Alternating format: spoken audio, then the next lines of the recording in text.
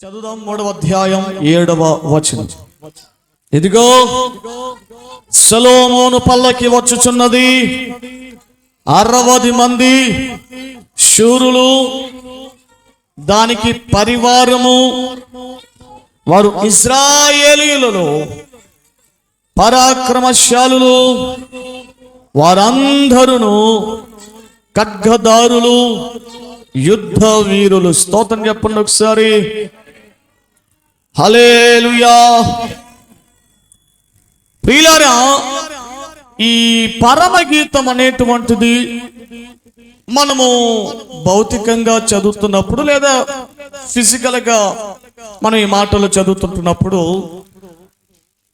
ఒక ప్రియుడు ఒక ప్రియురాలి మధ్యలో, వారిద్దరి మధ్యలో జరుగుతున్న కాంట్రవర్సరీ, లవ్ ఎఫెక్షన్, ప్రేమ సంబంధమైనటువంటి మాటలు ఇక్కడ మనం చూస్తూ ఉంటాం. అంటే ఒక ప్రియుడు ఏమంటే ఇద్దరు ప్రేమికులు మాట్లాడుకుంటే ఎలా ఉంటుందో,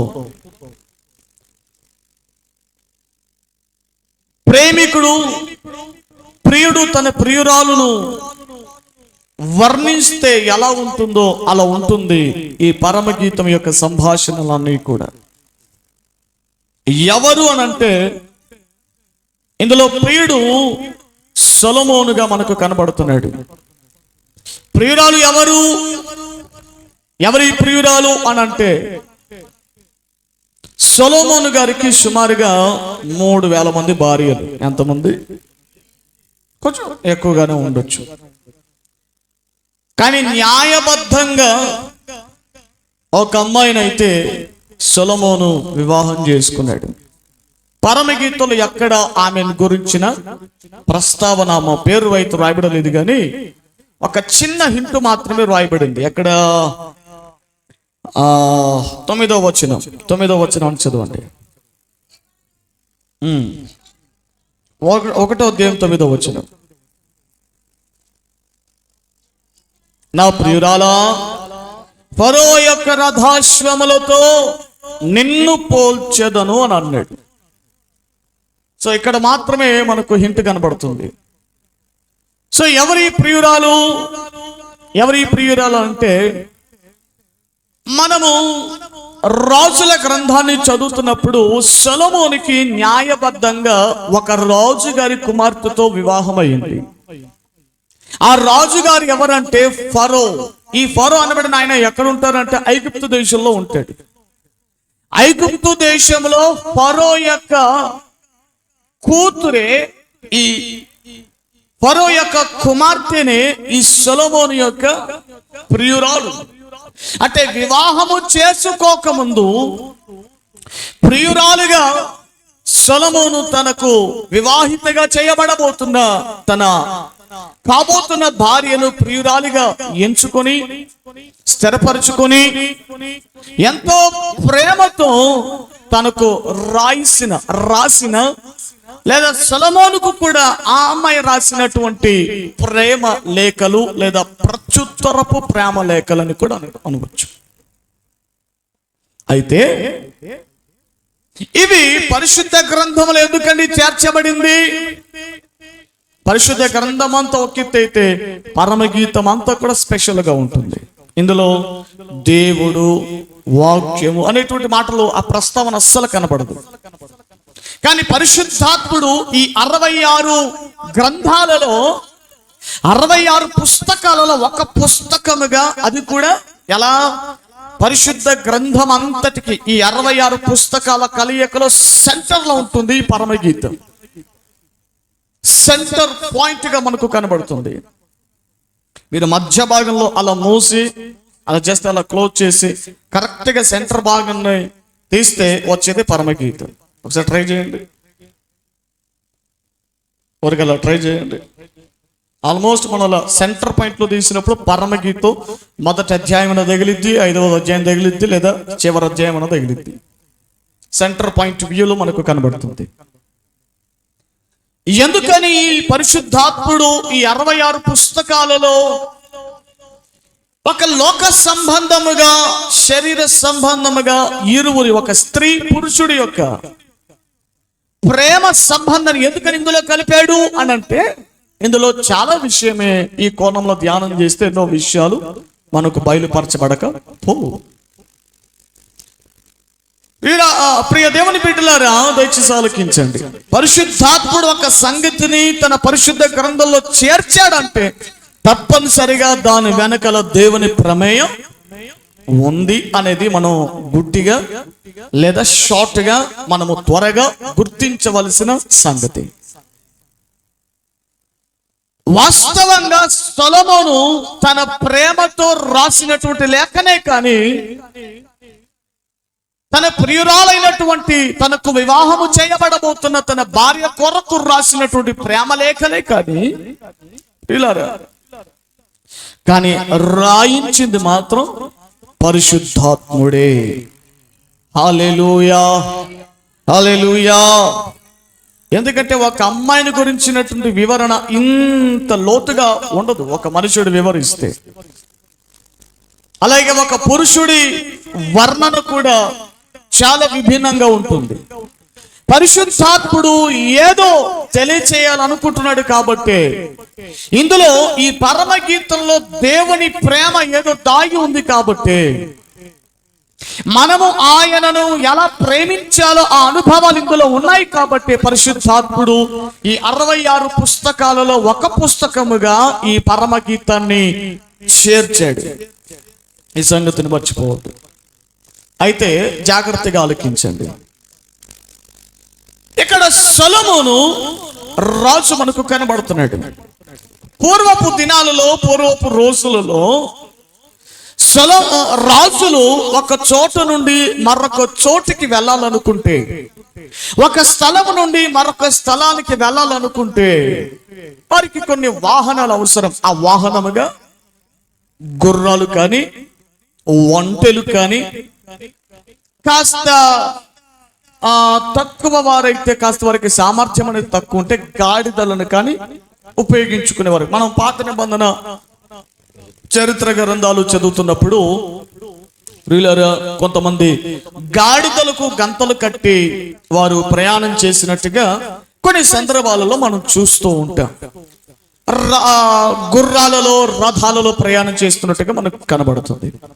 అయితే మరికొన్ని సందర్భాలలో ప్రియులారా, రాజులు సుఖవంతముగా ప్రయాణం చేయటానికి, ప్రయాణంలో కాస్త వారికి సంతోషకరంగా ఉండటానికి రాజులు ఏం ఉపయోగించేవారంటే పల్లకీలు ఉపయోగించేవారు. పల్లకి అంటే మనకు తెలుసు కదా. వాస్తవంగా ఎక్కువగా పల్లకి అంటే రాణులకు మాత్రమే ఉపయోగించే వాహనముగా మనం చూస్తూ ఉంటాం. కానీ ఆ రోజుల్లో రాజులు కూడా వాహనముగా దాన్ని ఉపయోగించేటువంటి వాళ్ళు. రాజులు, రాణులు మాత్రమే ఉపయోగించేటువంటి ప్రయాణం కొరకు ఉపయోగించే వాహన సదుపాయం పల్లకీలు. ఈ పల్లకి యొక్క ఆ ఉద్దేశం ఏంటిదంటే, ఈ పల్లకీలు రాజు యొక్క ప్రభావాన్ని చూపిస్తాయి. రాజు యొక్క స్థాయి ఏమిటో చూపించగలుగుతుంది. రాజు యొక్క స్థితి ఏమిటో చూపించగలుగుతుంది. చదవబడిన లేఖన భాగంలో 7వ వచనములో అంటున్నాడు, ఇదిగో సొలొమోను పల్లకి వచ్చుచున్నది. సొలొమోను రాజు గారి పల్లకి వచ్చుచున్నది. ఎలా ఉందంటే ఆ పల్లకి గురించి చెబుతుంటున్నాడు, దానికి 60 మంది శూరులు ఉన్నారట. దాని చుట్టూ, ఆ పల్లకి చుట్టూ 60 మంది శూరులు ఉన్నారు. వాళ్ళు మామూలు కాదు. ఏమండి, వారు ఇశ్రాయేలీయులలో పరాక్రమశాలులు అని తెలుగులో రాయబడింది, కానీ ఇంగ్లీష్ లో ఏం రాయబడిందంటే they were all expert in war. అంటే యుద్ధములో వారు ప్రావీణ్యత కలిగిన వారు. ఎక్స్పర్ట్స్ అంటే ఆ పల్లకి చుట్టూ దాన్ని మోస్తూ దాన్ని చూసుకుంటున్నటువంటి 60 మంది శూరులు ఎవరయ్యానంటే వాళ్ళు సాధారణమైనటువంటి వాళ్ళు కాదు. వాళ్ళు వెరీ హైలీ ఎక్స్పర్ట్స్. అంటే అందుకే తెలుగులో ఒక్క పదంతో రాసేసాడు, వాళ్ళు గట్టిగా పరాక్రమశాలులు. హల్లెలూయా. అసలు ఏమిటండి లెక్క? అసలు ఈ పల్లకేమిటి, సొలొమోను ఎవరు, ఈ 60 మంది శూరుల పంచాయతీ మాకెందుకు అని అంటారా? ఇందులోనే మనము నేర్చుకోవలసిన ఆధ్యాత్మికమైనటువంటి సత్యాలు ఎన్నెన్నో ఉన్నాయని చెప్పటానికి నేను సంతోషిస్తూ ఉన్నాను. హల్లెలూయా. మొట్టమొదటిగా ఇక్కడ సొలొమోనుగా చెప్పబడుతున్నటువంటి వ్యక్తి రాజుగా ఉన్నట్టయినా ఏమండి, ఇక్కడ యేసు ప్రభుకు సాదృశ్యంగా మనకు కనబడుతున్నాడు. ఇది బాగా గుర్తుపెట్టుకోండి. సొలొమోను ఎలాగైతే రాజుగా ఉన్నాడో మనం ఆరాధించే యేసు ప్రభు కూడా రాజులకు రాజు. తూర్పు దేశపు జ్ఞానులు ఆ భావనతోనే కదా వాళ్ళు వచ్చింది. ఇదిగో యూదులకు రాజుగా పుట్టినవాడు ఎక్కడా యేసు ప్రభు కూడా రాజే. ఇక్కడ సొలొమోనుకు సాదృశ్యంగా ఎవడి యేసు ప్రభు ముంగుర్తుగా కనబడుతున్నాడు. గమనించండి. ఈ పల్లకి విశేషతలు ఏమిటి అనంటే, సొలొమోను గారు ఎక్కడికి వెళ్ళాలనుకున్నా, సొలొమోను యొక్క ప్రభావం, సొలొమోను గారి యొక్క పేరు ప్రతిష్టలు కాపాడగలిగేది, సొలొమోనును ఎక్కడికైనా మోసుకొని వెళ్ళగలిగేది ఏమిటి? పల్లకి. అది గుర్తుపెట్టుకోండి బాగా. రాజును మోయుచు ప్రాంతాలకు, పట్టణాలకు, పల్లెలకు మోసుకొని పోబడుచున్నా ఏమిటది? పల్లకి. దేవుని స్తోత్రం చెప్పండి. ఆ పల్లకి ఎవరు అని ఆలోచిస్తే ఆ పల్లకి ఎవరో కాదు, నువ్వు నేనే. హల్లెలూయా. ఆ పల్లకి నువ్వు నేనే. ఆ పల్లకి నువ్వు నేనే. ఏం చేయాలి? అసలు ఏంటి మన జీవిత లక్ష్యం? అసలు ఏంటి మన జీవిత గమ్యం? ఎక్కడికి వెళ్ళినా, ఏ స్థలానికి వెళ్ళినా, ఏ ప్రాంతానికి వెళ్ళినా, మనం ఎచ్చట ఉన్నా మనము యేసును చూపెట్టే పల్లకిలుగా మనం మారిపోవాలి. యేసయ్యను మోసే పల్లకిలుగా మారాలి. యేసు ప్రభువట బేత్పగే అనేటువంటి గ్రామానికి రావాలనుకున్నాడు. ఎలా రావాలనుకున్నాడంటే రాజుగా రావాలనుకున్నాడు. రాజుగా రావాలంటే మన రాజుగారికి వాహనం కావాలి కదా. ఏం కావాలి? వాహనం. ఆయన మోసే వాహనం ఏంటిది అది కూడా చెప్పారు. ఇదిగో మీకు ఎదుటిగా ఉన్న గ్రామాల్లోనికి వెళ్ళండి, గాడిదయు దాని పిల్లయు కట్టబడి ఉంటాయి, వాటిని ఆ రెండింటిని కూడా విప్పి తోలుకొని నా దగ్గరకు తీసుకుంటుంటే, నా దగ్గర తీసుకురండి. ఇవి ప్రభువునకు కావాల్సి ఉన్నవి అని చెప్పండి. అవి నాకు కావాలి. నా వాహనాలుగా నేను వాటిని ఉపయోగించుకుంటాను, తీసుకొని రండి అని చెప్పినప్పుడు వారు వెంటనే వెళ్ళి ఆ గాడిదను దాని పిల్లను తోలుకొని విడిపించి యేసు ప్రభు తీసుకొని వచ్చినప్పుడు యేసు ప్రభు దాని మీద ఎక్కబోతూ ఉండగా, సాధారణమైనటువంటి గాడిదగా ఉంటే ఏం బాగుంటుంది, అందుకే ప్రజలు ఏం చేశారంటే దాని మీద దుప్పట్లు, రకరకాల రంగుల వస్త్రాలు ఆ గాడిద మీద వేసేశారట. గాడిద మీద వేసినప్పుడు ఆ గాడిద మీద యేసు ప్రభు కూర్చొని బేత్పగే అనబడినటువంటి గ్రామంలోనికి రాజుగా, ఆ ఊరికి, ఆ ప్రాంతానికి, ఆ స్థలానికి యేసయ్య రాజుగా పరిచయం అయ్యాడు. యేసయ్య రాజుగా కొనుపరచబడ్డాడు. ఇప్పుడు చెప్పండి, బేత్పగే గ్రామానికి యేసయ్యను రాజుగా మోసుకెళ్ళింది ఎవరు? యేసయ్యను రాజుగా చూపెట్టింది ఎవరు కదా? ఆ గాడిద ఒక పల్లకి వలె యేసయ్యను మోసింది, రాజుగా చూపెట్టగలిగింది. ఈ పగలకాల సమయం మాటలు వింటున్న వారులారా, నీ నా బ్రతుకు నీ నా జీవితం దేనికోసం? ఇంత భక్తి, ఇంత ప్రార్థన, ఇంత వైరాగ్యము, ఇంత ఉపదేశము, ఇంత లోతైనటువంటి ప్రార్థన దేనికోసమయ్యానంటే నీవు యేసయ్యను మోసేదానికే, నీవు యేసయ్యను చూపెట్టడానికే. మర్చిపోవద్దు, సొలొమోను పల్లకి అదిగో, సొలొమోను పల్లకి వచ్చుచున్నది అని 10 మంది మన గురించి సాక్ష్యం ఇచ్చే స్థాయిలో మన బ్రతుకులు, మన జీవితాలు ఉండాలి. అదిగో ఒక పనికిమాలోడు వస్తున్నాడు అనే సాక్ష్యం ఉండకూడదు మనకి. అదిగో ఒక తాగుడుబోతుడు వస్తున్నాడు మన దగ్గరికి అనే సాక్ష్యం ఉండకూడదు. అదిగో ఇంటింటికి పుల్లలు పెట్టేటోడు వస్తున్నాడు అనే సాక్ష్యం మన జీవితానికి ఉండకూడదు. అదిగో యేసయ్యను మన దగ్గరికి తీసుకుని వస్తున్న పల్లకి వస్తుంది మన దగ్గరికి అనే సాక్ష్యం మన జీవితానికి ఉండాలి. హల్లెలూయా. వారు మన దగ్గరకు వస్తే మనకు ఆశీర్వాదం అండి. వారు మన దగ్గరకు వస్తే యేసయ్య మనకు చూపిస్తారండి. వారు మన దగ్గరకు వస్తే యేసయ్య మహిమ కనబడుతుందండి. వారు మన దగ్గరకు వస్తే మనకు క్షేమం అండి. అదిగో సొలొమోను పల్లకి వస్తుంది. సొలొమోను పల్లకి వచ్చుచున్నది. ఈ పల్లకి యొక్క విశేషత ఏమిటో 6వ వచనంలో చెబుతున్నాడు. చూడండి, పరమగీతము 3వ అధ్యాయము 6వ వచనం. ధూమ స్తంభముల వలె అరణ్య మార్గము కావచ్చు. ఇది ఏమి? బాగా చూడండి. అసలు ఈ సొలొమోను పల్లకిని గురించి వివరిస్తూ చెబుతున్నాడు. అసలు ఎలా ఉండొచ్చు ఈ పల్లకి? అరణ్య మార్గములో నుండి వస్తున్నా ధూమ స్తంభములాగా ఉందట. ధూమం అంటే ఏంటి? పొగ అని అర్థం. పొగ ఎలా వస్తుందట? ఎక్కడి నుంచి వస్తుందట? అరణ్య మార్గం నుండి వస్తుందట. ఓరకనే మనం యేసయ్యను మోసే పల్లకిలుగా ఎలా మార్చబడతామండి? మార్చబడం. అరణ్యములో నుండి రావాలి మనం. అరణ్య అనుభవాల నుండి రావాలి. ఏంటి అరణ్యం? అరణ్యం అంటే శోధన, అరణ్యం అంటే అవమానం, అరణ్యం అంటే అపనిందలు, అరణ్యం అంటే కష్టం, అరణ్యం అంటే నష్టం. ఆ అరణ్యములో ఏం చేయాలి? రావాలి. అరణ్యం అంటే ఏంటి? లోకాశలు. అరణ్యం అంటే ఏంటి? జీవపు తప్ప. లోకాసు వార్త 4వ అధ్యాయం 1వ వచనం చదవండి ఒకసారి, త్వరగా, స్పీడ్ గా. యేసు పరిశుద్ధాత్మ పూర్ణుడై యొర్దాను నది నుండి తిరిగి వచ్చి 40 దినములు ఆత్మచేత అరణ్యములో నడిపింపబడి అపవాది చేత శోధించబడటానికి అరణ్యానికి ఆత్మచేత కొనిపోబడను. హల్లెలూయా. అందరూ చెప్పాలి గట్టిగా హల్లెలూయా. 2 చేతులెత్తి చెప్పాలి గట్టిగా హల్లెలూయా. హల్లెలూయా. అరణ్యానికి వెళ్ళాడట. దేనికోసం వెళ్ళాడు? ఏముందట అరణ్యములో? అరణ్యములో సాతానుగాడు ఉన్నాడు. ఆ సాతానుగాడు ఏం చేస్తున్నాడట? శోధన. హల్లెలూయా. నీవు నేను యేసయ్యను మోసే పల్లకిలాగా ఎలా మార్చబడతామంటే అరణ్యములకి వెళ్ళాలి. వెళ్ళిన మనము మళ్ళీ అరణ్యంలో చిక్కుకోకూడదు. అరణ్యముల నుండి బయటికి రావాలి. బైబిల్లో ఇద్దరు పుట్టారట.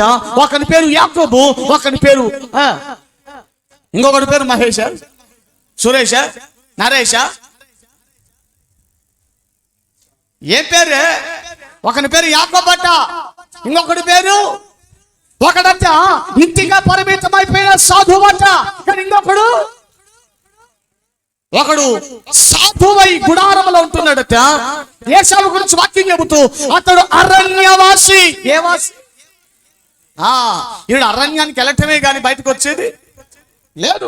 కొంతమంది లోకానికి పరిమితమైపోయారు, కొంతమంది లోకాశలలో చిక్కుకొనిపోయారు. అందుకే కదా జ్యేష్ఠత్వపు హక్కును అందించాడు. భ్రష్టుడు వ్యభిచారిగా మిగిలిపోయాడు. అరణ్యములకి వెళ్ళాలి, కానీ అక్కడ తిష్టేసుకోకూడదు. అరణ్యముల నుండి బయటికి రావాలి. హల్లెలూయా. కొన్ని సమయాల్లో దేవుడే, పరిశుద్ధాత్ముడే మనల్ని కొన్ని అరణ్య అనుభవంలోనికి నడిపిస్తాడు. అరణ్యములోనికి వెళ్ళాల్సిన పరిస్థితులు దేవుడు అనుమతిస్తాడు. నువ్వు వెళ్ళినాడా? నువ్వు వెళ్ళాలి అరణ్య మార్గముగా. అవును, బ్రతుకు ఎప్పుడు ఒకేలా ఉంటే ఏం బాగుంటుంది? అప్పుడప్పుడు దేవుడు కొన్ని అరణ్యమోటి శోధన అనుమతిస్తాడు. అప్పటి వరకు మనకు సహకరిస్తున్న మనుషులు ఒక్కసారిగా ఏమైపోతారు? అదే అరణ్యం అంటే. అప్పటి వరకు పరిస్థితులు బాగానే ఉంటే మన కుటుంబంలో, కానీ ఒక్కసారిగా ఏమైపోతుంటే మన కుటుంబ స్థితిగతులు అన్ని తారుమారవుతుంటాయి.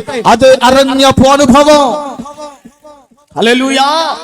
నీ జీవితంలో ఎన్ని అరణ్యపు అనుభవాలు ఎదురైనా, నువ్వు ఎంత కీకారణ్యములో ఉన్నా, ప్రియులారా వాక్యం చెబుతుంది ఇదే పరమగీతంలో ప్రియురాలు గురించి చెప్పబడుతుంది ఆ లేఖన భాగం. ఇదిగో ఎవరీమే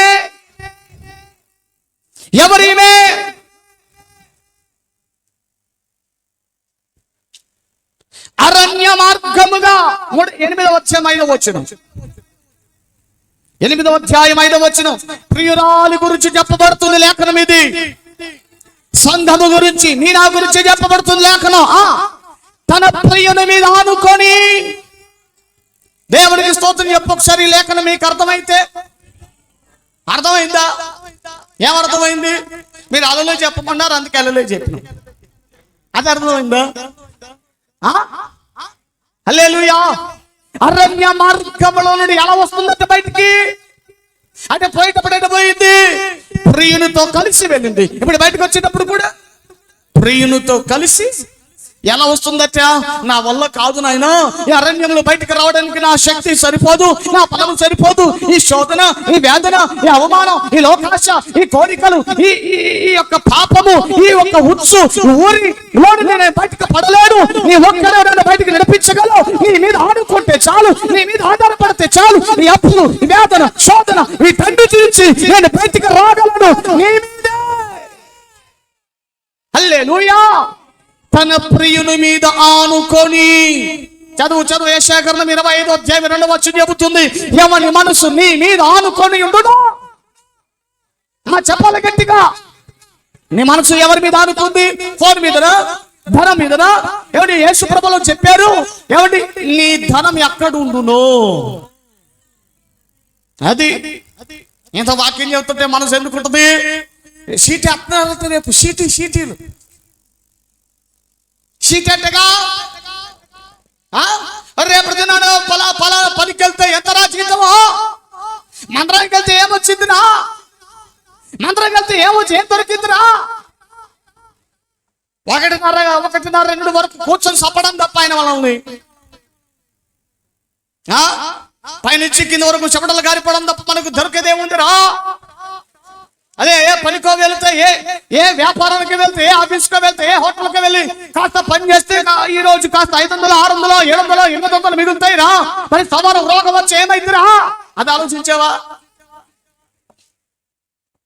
దేవునికి స్తోత్రం. మన వారంలో నాగేంద్ర గారి కారు చిన్న యాక్సిడెంట్ అయింది. నేను అనుకున్నాను ఇంకోసారి ఆయన కారు తీసుకుని రాడేమో అనుకున్నాను. ఎందుకంటే సైడ్ మొత్తం డ్యామేజ్ అయ్యింది. సుమారుగా కొంచెం డబ్బులు ఖర్చు అయినాయిలేండి. దేవుని కృప, ఎవరికి ఏం హాని జరగలేదు. ఎందుకంటే వారు దేవుని సన్నిధికి వచ్చారు కాబట్టి. ఇంకా నయం, ఆడు లేచిపోలేదు. ఆడు లేచిపోతే మాత్రం ఆడికి నష్టపరిహారం కింద ఆడి పానానికి 10 లక్షలు, ఆడి ఇంటికి మళ్ళీ 5 లక్షలు, మళ్ళీ ఒకవైపు కార్ డ్యామేజ్, మళ్ళీ ఒంటి మీద ఇంటి మీద కేసులు, ఇవన్నీ మాఫీ చేసుకోవాలంటే ఎంత లేదన్న చేతులు 20 లక్షలు ఉండి లాయి బాబోయ్, మనకు అవసరమా? కేసు ఫైల్ అయితే ఆ లాయర్ గారికి వాయిదాకి 10,000, 50,000, 60,000 మన తరపున పిటిషన్ వేయడానికి కొంచెం డబ్బులు కావాలి. అవసరమైనంత పంచాయతీ అంతా దేవుని మహాకృప ద్వారా ఏమండి చిన్న గాయాలతోనే తప్పించబడటానికి దేవుడు సహాయం చేశాడు. నేను అనుకున్నాను ఇందాక వచ్చేటప్పుడు, ఇక కారులో రారేమో, ప్రమాదం జరిగిపోయింది కదా, కారులో రావటం వల్లనే కదా నష్టం జరిగింది, నీ కారులో రారులేమోలే, బైక్లో వేసుకొని వస్తారేమోలే అని అనుకున్నాను. కానీ వచ్చేసరికి మాత్రం ఫుల్గా రెడీ చేసుకుని మళ్ళీ కారులోనే వచ్చేసారు. ఏంటి సంగతి, ఏంటి విషయం? హల్లెలూయా, హల్లెలూయా చెప్పగట్టిగా. ఎవని మనస్సు నీ మీద, హల్లెలూయా, ఏదైతే నష్టం కలిగిన, కష్టం వచ్చిన, ప్రయాసమైన, వ్యర్థమైన, నష్టమే సంభవిస్తున్న, మనుషులే వ్యతిరేకమవుతున్న పరిస్థితులన్నీ అనుకూలించకపోయినా తన ప్రియుని మీద ఆనుకొని వస్తుంది. చూసావా? అదే సొలొమోను పల్లకి. తన ప్రియుడు నీ మట్టుకు నువ్వు రాలేవు. నువ్వు ఎంత ప్రయాసపడతావు అనుకున్న ఆ రోగం నుండి, ఆ వ్యాధి నుండి, ఆ సమస్యల నుంచి, ఆ శోధనలో నుండి, ఆ అరణ్యంలో నుండి నువ్వు బయటికి రాలేవు. తన ప్రియుని మీద, హల్లెలూయా, ఆనుకుంటున్నావా?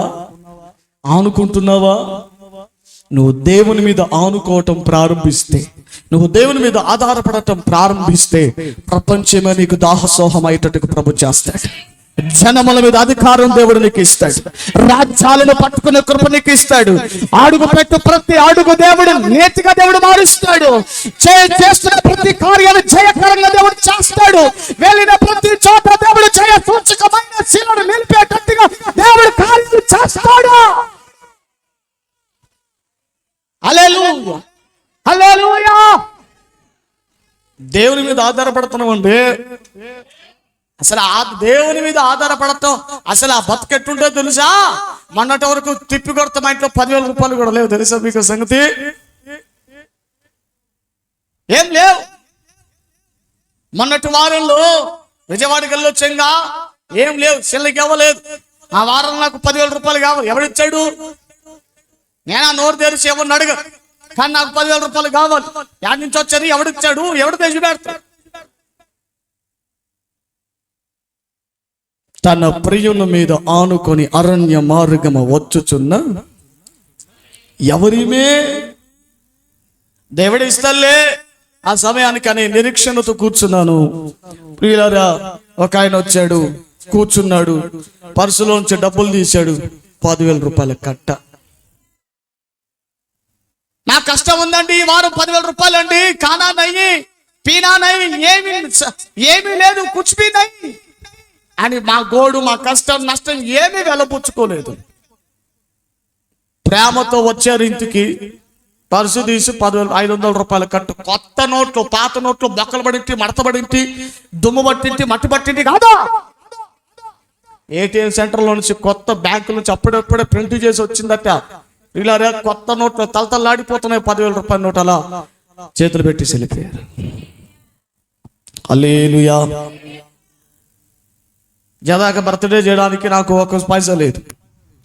ఎక్కడ 1000 రూపాయలు ఖర్చు చేస్తే మళ్ళా చాపడ మందిరానికి ఎక్కడ తక్కువ అవుతుందని చెప్పేసి దాన్ని కుదించుకొని ఎంత చేసినా ఏమండి, ఎంత చేసిన ఇబ్బంది కలిగిద్దిగా. మందిరంలో చిన్న ప్రార్థన చేస్తే సరిపోతుంది అనుకున్నాను. దేవుని కృప. డ్రెస్ తీసి ఏమండి, డ్రెస్ కొని, ఆ పెద్ద ఆయన డ్రెస్ కొని, ఐస్ క్రీమ్ కొని, అది తీపిచ్చి ఇది తీపిచ్చి, అది చేసి ఇది చేసి అంతా పోగా మళ్ళా చేతిలో 4,000 రూపాయలు పెట్టాడు. స్తోత్రం చెప్పరు. చూసారా దొంగ మంద? ఏమండి మా మీద మీకు అంత అసూయ? ఇచ్చేవాడు ఉన్నాడు, తీసుకునే వాళ్ళు మేము ఉన్నాం, మధ్యలో మీకేంటట? స్తోత్రం చెప్తే పోతుంది కదా మీకు. హల్లెలూయా. దేవుని మీద ఆధారపడి బ్రతికే వాళ్ళ బ్రతుకు ఎలా ఉంటది? నీపైనే ఆనుకొని స్తుతి కావ్యం. హల్లెలూయా. కొంతమంది అట మనుషులను నమ్ముకొని భంగపడ్డాను.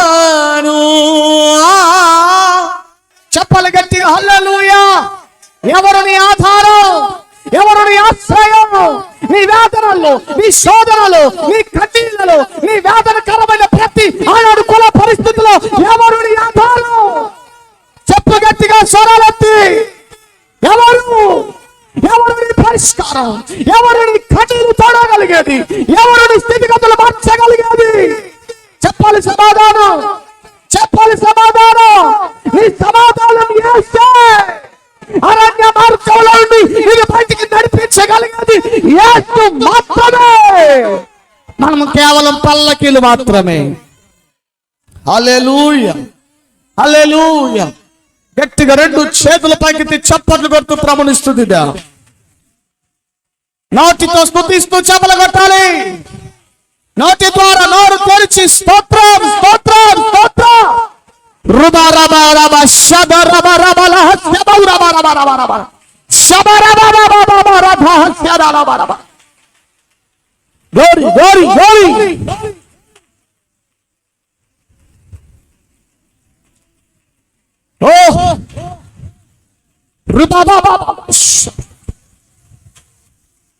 ఎవరు లేని మనకు ఆధారం యేసే. ఏ మనిషి ఆదుకోలేని స్థితిగతుల మధ్యలో మనుష్య కుమారుడిగా దైవ రూపంలో దిగి వచ్చిన యేసే. 2 చేతుల పైకి చెప్పగలవా కేకలతో? యేసు.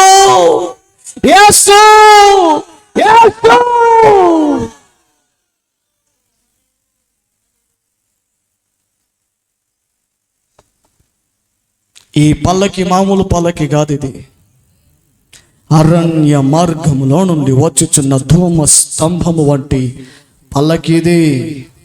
ఇది మామూలు పల్లకి కాదు. శ్రమల నుండి వస్తుంది, శోధనాల నుండి వస్తూ ఉంది, కన్నీళ్లను ఛేదించుకుని వస్తూ ఉంది, ఆశలను జయించవచ్చున్న జయకరమైన పల్లకి, అది సొలొమోను పల్లకి.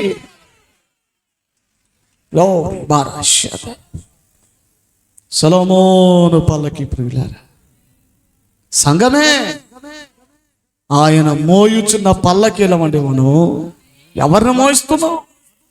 డబ్బును మోస్తున్నావా? ధనాన్ని మోస్తున్నావా? నీ పేరు ప్రఖ్యాతను మోసుకుంటూ తిరుగుతున్నావా? అవి ఒక దినాన్ని పోయినప్పుడు నిన్ను ఏమండి పుల్లకు కూడా ఏమండి విసిరివేయబడుతున్నటువంటి కర్రకు కూడా, ప్రయోజనం కర్రకు కూడా విలువ ఉంటుందేమో కానీ నీకు పేరు ప్రఖ్యాతలు ఉద్యోగాలు నీకంటే ఒక స్థాయి స్థితి పోయినప్పుడు ఏమండి కరివేపాకు కంటే మరి దరిద్రంగా చూస్తుంది సమాజం, ఈ లోకం. అలాంటి అవే నువ్వు మోస్తున్నది రోజు. వాటిని మోసుకు తిరుగుతున్నావా?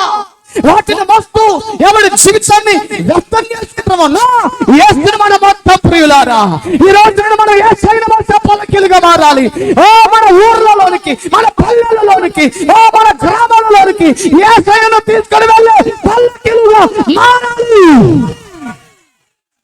దేవునికి స్తోత్రం, హల్లెలూయా. పరిశుద్ధాత్మలో మిమ్మల్ని రేపటానికి నేను ప్రయత్నం చేస్తున్నాను. ఆత్మలో మిమ్మల్ని పురుకొల్పడానికి నేను ప్రయత్నం చేస్తున్నాను. మనమే సొలొమోను పల్లకీలో. హల్లెలూయా. నీవు నీ బంధువుల ఇంటికి వెళ్ళినప్పుడు నువ్వు ఒక సొలొమోను పల్లకన్న సంగతి మర్చిపోవద్దు. నువ్వు నీ గమ్యం అంతా కూడా, నీ దృష్టి కూడా ఎవరి పల్లకి యొక్క ఉద్దేశం ఏంటి? సొలొమోనును తీసుకుని వెళ్ళాలి, సొలొమోనును చూపించాలి. అలా కూడా మన రాజు అయినా, మన ప్రభు అయినా యేసయ్యను చూపించాలి. శబరహత్యల నువ్వు ఎక్కడ నిలబడ్డా సరే, నువ్వు బస్సులో వెళ్ళినా సరే, నువ్వు ట్రైన్లో వెళ్ళినా సరే, నువ్వు నీ బంధువుల కార్యక్రమాలకు వెళ్ళినా సరే, నిన్ను చూసినప్పుడు, ప్రజలతో మాట్లాడినప్పుడు, ప్రజల దగ్గరకు వచ్చి సంభాషించినప్పుడు యేసు కనబడాలి. కనబడుతున్నాడా? కనబడుతున్నాడా? కొంతమంది మాట్లాడుతున్నప్పుడు కొన్ని దయ్యాలు కనబడుతుంటాయి. అలా కనబడకూడదు. యేసయ్య కనబడాలి. యేసయ్యను మనం మోసుకొని పోయే పల్లకీలుగా మనమే మారాలి. ఏమిటి పల్లకి విశేషం? ఇది ఎక్కడి నుంచి వస్తుందట? అదే అరణ్య మార్గములో నుండి. అక్కడే లేదు, ఇది అక్కడే లేదు. నీ బతుకు నా బతుకు మాత్రం లోకంలోనే ఉంది. బయటికి రాని దేవుడు పిలుస్తున్నా, లేదు లేదు నేను అరణ్యంలోనే ఉంటానని, ఆ ఆచారంలోనే ఉంటానని, ఆ సాంప్రదాయ కట్టుల్లోనే ఉంటానని, ఆ కుల కట్లు, ఆ మత కట్లు ఏమండి ఆ మనుషుల వేసిన కట్టులను బ్రతుకుతావని ఉంటున్నాడు. దేవుడు అంటున్నాడు, నువ్వు రావాలి, నువ్వు వస్తే నేను పల్లకిగా నేను వాడుకుంటాను, నేను పల్లకిగా నేను వాడుకుంటాను. We have to come out. నువ్వు బయటికి రావాలి. అరణ్యములోనికి వెళ్ళి వచ్చినటువంటి యాకోబుని దేవుడు బహుగా ఆశీర్వదించాడట. అసలు దర్శనం కలిగింది ఎక్కడ? ఇది దేవుని మందిరమే కాదు, మరొకటి కాదని దైవ దర్శనం పొందింది ఎక్కడ? టౌన్ లోనా, సిటీలోనా, మార్కెట్ లోనా? కాదు, అరణ్యము. ఎవరు సంచారము చేయలేని అరణ్యపు అనుభవం. మీకు విషయం తెలుసా ప్రియులారా? పౌలు గారు ఇన్ని విశేషమైనటువంటి ప్రత్యక్షతలు పొందుకుంది ఎక్కడో తెలుసా? అరణ్య అనుభవం. 3 సంవత్సరాలు ఉన్నాడట అరణ్యంలో పౌలు గారు. తెలుసా మీకు ఆ సంగతి? 3 ఏళ్ళు అరణ్యంలో ఉండి వచ్చాడట. ఊరకనైనా సేవ చేయలేదు, ఊరకనే సేవ ప్రారంభించలేదు. అరణ్యపు అనుభవాలు ఉన్నాయి కాబట్టి. నీలో ఉన్నాయి అరణ్యపు అనుభవం. అరణ్యములో ఉన్న జీవితం ఒకటి, అరణ్యములో నుండి బయటకు వచ్చే జీవితం ఒకటి. నేను కోరుకుంటున్నది ఏమిటంటే, నేను చెప్పే ప్రసంగ ఉద్దేశం ఏంటంటే, అరణ్యంలో నుండి బయటకు వచ్చుచున్న పల్లకి మనకు కావాలి. హల్లెలూయా. నువ్వు ఇంకా అరణ్యములోనే ఉన్నావా, లేదా బయటికి నడుచుకుంటూ ప్రయాణము చేయుచున్న పల్లకిగా నీ పల్లకిగా ఉందా? ఎలా ఉంది నీ పల్లకి? సొలొమోను ఊర్లు తిరగాలని ఆశపడుతున్నాడు. మరి సొలొమోను గ్రామాలు తిరగాలని ఆశపడుతున్నాడు. మరి తిప్పేటోడు కావాలిగా, ఆయన తీసుకుని వెళ్ళే పల్లకీలు కావాలిగా. ఆ పల్లకిగా నువ్వు మారుతావా? ఆ పల్లకిగా నీవు ఉంటావా? నా ఫ్రెండ్ దగ్గరికి నేను తీసుకుని వెళ్ళే సొలొమోను పల్లకిగా నేను మారుతానయ్యా. నిన్ను మోసుకొని పల్లకిగా నేను మార్చబడతాను. నా ఫ్రెండ్ దగ్గరికి తీసుకుని వెళ్ళే పల్లకిగా నేను మారుతాను. నా బంధువుల దగ్గరికి నిన్ను తీసుకుని వెళ్ళే పల్లకిగా నేను మారుతాను. అలా నువ్వు మారాలంటే ముందు అరణ్యంలోనికి వెళ్ళాలి. వెళ్ళిన నీవు అరణ్యంలో ఏం చేయాలి? మళ్ళా బీసిపించుకుని అట్నే కూర్చోక రావాలి మరల బయటికి. హల్లెలూయా. బయటకు వచ్చావా? ఇంకా అక్కడే కూర్చున్నావా? ఉన్నావు ఇంకా అక్కడే? అరణ్యములో ఎటు వెళ్ళాలో తెలియక అక్కడే ఉందట ఒక ఆవిడ. ఎవరావిడ? హాగరు. ఎక్కడికి వెళ్ళాలో తెలియట్లేదట. అరణ్యములో దేవుని దూత కనుగొని, హాగరు ఎక్కడి నుండి వచ్చావు?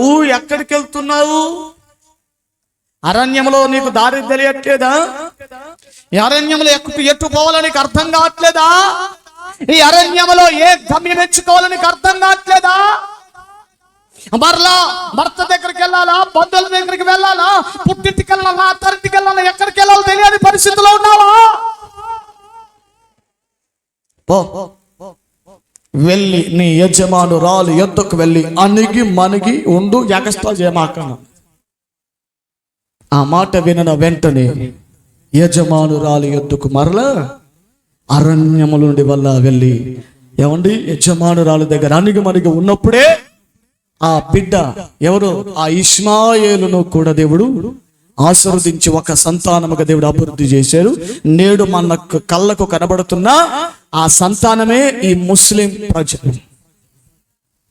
ప్రపంచ వ్యాప్తముగా క్రైస్తవ్యం నెంబర్ 1 పొజిషన్లో ఉంటే, నెంబర్ 2 పొజిషన్ ఇస్లాం మతం ఉంది, ఈ ముస్లిం వాళ్ళ మతం. ఎందుకు? దేవుడు ఇష్మాయేలును కూడా ఆశీర్వదించాడు కాబట్టి. ఎప్పుడు ఆశీర్వదించాడు? ఈ హాగరు అరణ్యములోనే లేదు, అరణ్యములో నుండి బయటికి వచ్చినప్పుడే యేసు ప్రభుట. చూడండి ఒక మాట, లూకాసు వార్త 4వ అధ్యాయము. అరణ్యములోనికి వెళ్ళిన యేసు ప్రభుట తిరిగి అరణ్యంలో నుండి బయటకు వచ్చేటప్పుడు ఎలా వచ్చాడు? 14వ వచనం, 4:14. అప్పుడు యేసు ఆత్మ బలముతో గలిలయలోనికి తిరిగి వెళ్ళగా. అది సంగతి. అరణ్యంలో నుండి బయటికి వచ్చే పల్లకిలు అలా ఉండాలంటే ఆత్మ బలాన్ని పొందుకొని తిరిగి వచ్చేయాలి బయటికి. స్తోత్రం చెప్పి గట్టిగా, ఇంకొంచెం గట్టిగా, ఇంకొంచెం బలంగా చెప్పండి, ఇంకొంచెం బలంగా చెప్పండి, ఇంకొంచెం ఉచ్చితంగా చెప్పండి. ఆత్మ బలముతో. అది ఆదివారం ఆరాధన మీకు అరణ్యం లాంటిది అయితే సోమవారం నుండి శనివారం వరకు ఆత్మబలంతో వెళ్ళే గలిలయ ప్రాంతం లాంటిది ఈ బతుక్కి. సోమవారం నుండి శనివారం వరకు గలిలయలో ఉండాలి. మళ్ళీ ఎక్కడికి రావాలి? వచ్చి ఆత్మబలం పొంది మళ్ళా తిరిగి ఎవరితో? మీ భర్తతో, మీ మామూలతో, మీ పక్కింటోళ్ళతో, మీ పొరుగింటోళ్ళతో, ఇరుగింటోళ్ళతో కాదా. సోమవారం నుండి శనివారం వరకు వీళ్ళ ద్వారా శోధిస్తున్న ఆ శోధకుడితో ముందు పనిచేయడానికి, ఆడతో యుద్ధం చేయడానికి. హల్లెలూయా. ఆత్మ బలముతో తిరిగి వచ్చాడంటే దేవునికి స్తోత్రం. ఈ పగల కాల సమయాన ఈ వర్తమానం ద్వారా మిమ్మల్ని పురుకొల్పుతున్నాను, ఈ వర్తమానం ద్వారా మిమ్మల్ని రేపుతున్నాను ప్రియులారా. ఆత్మ బలముతో ఈ స్థలం నుంచి మీరు వెళ్ళుదురుగాక, ఆత్మశక్తితోనే ఈ స్థలం నుంచి మీరు వెళ్ళుదురుగాక. ఓ మీ జీవితం మారిపోవునుగాక, మీ ప్రార్థనా జీవితం మారునుగాక, మీ వ్యక్తిగత జీవితం మారునుగాక, పాపముతో పోరాడే శక్తి మీకు కలుగునుగాక. అరణ్య మార్గముగా ఎక్కడి నుంచి వస్తుందట ఈ పల్లకి? అది మిగతా భాగాలు తర్వాయి భాగం రేపు వారం అంతే ప్రార్థన చేసుకుందాం. పొడిగించాలని ఉంది కానీ ఇంకొంచెం పొడిగితే ఇంకో అర్ధగంట అయింది. మరలా మీరు బలహీనులు అయిపోతారు, నన్ను సనుగుతారు, నా మీద లేనిపోని మాటలు స్పడ్డి చేస్తారు. నాకెందుకు ఇవన్నీ పంచాయతీలు? అందులో చిన్న ప్రార్థన చేసుకుంటాం. రేపు వారం గోప రసములతోనూ వివిధమైన చూర్ణములతో పరిమళించుచు వస్తుందట. అసలు ఆ ముచ్చట ఏందో రేపు వారం ధ్యానం చేద్దాం. అందులో ఇచ్చిపడదాం. ఇది కూడా పోతుందిలే. ఇంకో 4-5 వారాలు వచ్చేది. ఇది కూడా ఎవరం చూచంటే ప్రార్థన ప్రార్థన ప్రార్థన. హల్లెలూయా హల్లెలూయా. సినపరాలపల్లి బాబుని గారు ముందుకు వచ్చి విన్న వాక్యాన్ని బట్టి ప్రార్థన చేస్తారు. అందరూ కూడా దయచేసి ప్రార్థనలో ఏకీభవించండి. పరిశుద్ధాత్ముడు నిశ్చయంగా నీతో మాట్లాడి ఉన్నట్లయితే, నిన్ను ఈ వాక్యం ద్వారా, ఈ వర్తమానం ద్వారా నిజంగా నేను పురికొల్పినట్లయితే ఒక తీర్మానం చేసుకుందాం. యేసయ్యా, నిన్ను మోస పల్లకీగా నేనే మారుతాను ప్రభువా, నిన్ను తీసుకుని వెళ్ళే పల్లకీగా నేనే మారుతాను ప్రభువా అని ప్రార్థన చేసుకుందాం. సండే స్కూల్ పిల్లలందరూ లోపలికి పిలవండి. ప్రార్థన. హల్లెలూయా. ప్రార్థించున్నా. స్తోత్రం స్తోత్రం నాయనా, పరిశుద్ధుడా పరిశుద్ధుడా, ప్రేమగల తండ్రి, దయగల తండ్రి, నీ పరిశుద్ధమైన అమూల్యమైన పాదములకు వందనములు స్తోత్రములు తండ్రి. గత పోయిన విశ్రాంతి దినము నుండి ఈ యొక్క విశ్రాంతి దినం వరకు ప్రభా మమ్మల్ని, మా కుటుంబమును, మా యొక్క సంఘములను, మాకిచ్చినటువంటి ఆత్మీయ తల్లిదండ్రులను ప్రభా మీరు ఎంతగానో కాచి కాపాడింటున్నారు. మీకు వేలాది స్తోత్రములు చెల్లిస్తున్నాం ప్రభా. ఈ యొక్క విశ్రాంతి దినం ప్రభా మాకు ప్రభా ఇచ్చినటువంటి ప్రభా వర్తమానం నా తండ్రి, మా హృదయ అంతరంగములను ప్రభా యేసయ్యా లోతుగా చొచ్చుకొని నా ప్రభా మేము బలముగా వాడబడినటువంటి బిడ్డలుగా మార్చుటకు నా తండ్రి మాకిచ్చినటువంటి ఆత్మీయ తల్లిదండ్రులు మంచి ఆహారమును మాకు ఇచ్చి ఉంటున్నారు ప్రభా. నాయనా, వారి ద్వారా మేము నేర్చుకున్నటువంటి ఈ వాక్యమును, ఆయన ఉపదేశమును ప్రభా మేము ప్రభా యేసయ్యా ఎప్పటికీ మరిచిపోకుండా నా ప్రభా బలముగా ప్రభా యేసయ్య ఎక్కడికి వెళ్ళినాడు వాడబడినటువంటి సాక్షి జీవితముగా మాకిచ్చి దీవించండి ప్రభా. నీకు స్తోత్రాలు ప్రభా. ఇక్కడికి వచ్చిన వారు ఎవరు నా ప్రభా ఒట్టి చేతుల వెళ్ళకూడదు ప్రభా. నీకు స్తోత్రములు ప్రభా. ఇక్కడికి వచ్చిన వారు ప్రభా ప్రతి ఒక్కరు నా ప్రభా ఆస్తి కాదు, అంతస్తులు కాదు, ఐశ్వర్యము కాదు ప్రభా, బలముగా పొందవలసినటువంటి నీ జీవవాహ్యము నా ప్రభా. నైనా ఈ యొక్క ఆరోగ్యము ప్రభా బలమైనది, శక్తి గలదే అని ప్రభా నీ వాక్యము మాకు ప్రభా బల్ల కొట్టి నాకు ప్రభా మా ఆత్మీయ తల్లి మాకు నేర్పినటువంటి విధానము నా ప్రభా. నీకు స్తోత్రములు ప్రభా. అదే విధంగా ఆ వాక్యము మా తండ్రి గారు మాకు నేర్పినటువంటి ఉపదేశము నా తండ్రి నీకు స్తోత్రాలు. ఇటువంటి బలమైన ఆహారం మాకు ప్రభా మరి పోయిన జన్మలో ప్రభా మేము పొందామో లేదో మాకు తెలియదు. పోయినటువంటి ఆత్మీయ తల్లిదండ్రులు మాకు నేర్పినటువంటి విధానము మళ్ళా ఇప్పుడు మేము వినబోచున్నాం ప్రభా. నీకు స్తోత్రాలు. ఇటువంటి వాక్యము నా ప్రభా ఈ రోజు ప్రభా మా యొక్క ఒళ్ళు ప్రభా యేసయ్యా పులకరించబడినటువంటి ఉపదేశం మాకు ఇచ్చి ఉంటున్నారు ప్రభా. ఇంతవరకు మేము వినిన ప్రభా ఆ ఉపదేశం మాకు బలముగా ఇచ్చావు ప్రభా. మరి మేము ప్రభా మా యొక్క ప్రభా కుటుంబాలను బలముగా వాడబడినటువంటి కృప అనుగ్రహత మాకు దయచేయమని నీకు స్తోత్రాలు చెల్లిస్తున్నాం ప్రభా. మా కొరకై ఈ లోకమునకు వచ్చి మా పాప భారమును మీరు మోసారు ప్రభా. నీ కోసం మేమేమి చేస్తున్నాం ప్రభువా? గాడిద వలె ప్రభా నిన్ను మోయిటకు నా ప్రభా మరి ప్రభా యేసయ్య మమ్మల్ని వాడబడినటువంటి కృప దయచేయండి. అదే విధముగా నా ప్రభా యేసయ్య వినుట వలన ప్రభా యేసయ్య నాయన ఎంతో ప్రభా వస్తుందని ప్రభా వాక్యమును ప్రభా మాకు నేర్పించినటువంటి ఆత్మీయ తల్లిదండ్రులు ప్రభా ఆరోగ్యములు కూడా నాయన మీకే అప్పగించుకొనుచున్నాం. నైనా మాకు ఆత్మ ప్రభ యేసయ్య నైనా ప్రవచనము నా యేసయ్య మాకు నేర్పిస్తున్నారు. ఆ యొక్క ఉపదేశము ప్రభ ఇంకా బలముగా వాడబడాలి ప్రభ. ఇక్కడున్న ప్రభ చేరనున్నటువంటి ప్రతి బిడ్డను మీరు ఆశీర్వదించండి ప్రభా. యేసయ్య వంటలు చేయించున్నటువంటి వారిని మీరు ఆశీర్వదించండి.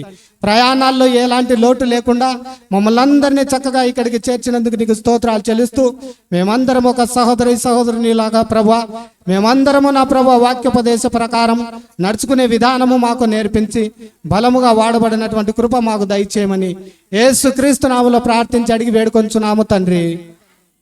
హల్లెలూయా.